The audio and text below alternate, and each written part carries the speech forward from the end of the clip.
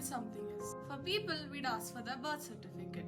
For trees, we'd count the rings. How do we know how old fossils are? First of all, what are fossils? Have you ever found a rock in your backyard buried in the dirt, and then when you went to pick it up, you found an impression of the body of an ancient animal embedded in it? Well, I haven't. If you have, you're one of the lucky few who discovered a fossil.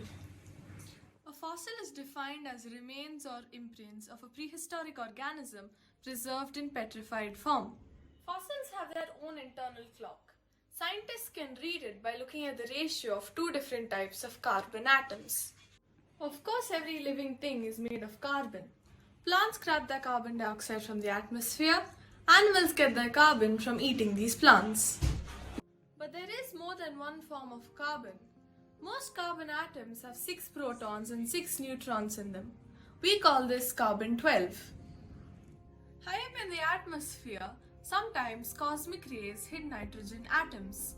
This creates carbon atoms with 6 protons and 8 neutrons, which is called carbon-14. Carbon-12 and carbon-14 behave alike. But carbon-14 has a more unique and important attribute. It is unstable. So once an animal dies, the carbon-14 in it will slowly go away. Every 5,730 years on average, half of the carbon-14 atoms will decay into nitrogen. This is its half-life. After one half-life, the animal will have about half the amount of carbon-14 it started with. After another half-life, it will have about a quarter, and another half-life, it will have about an eighth. By contrast, the amount of carbon-12 it has in its body will stay the same. By measuring the ratio of carbon-14 to carbon-12, we can measure how many thousands of years have passed since the animal has died.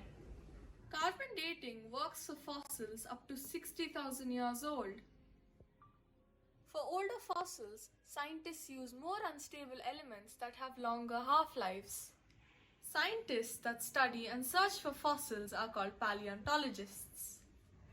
Bye!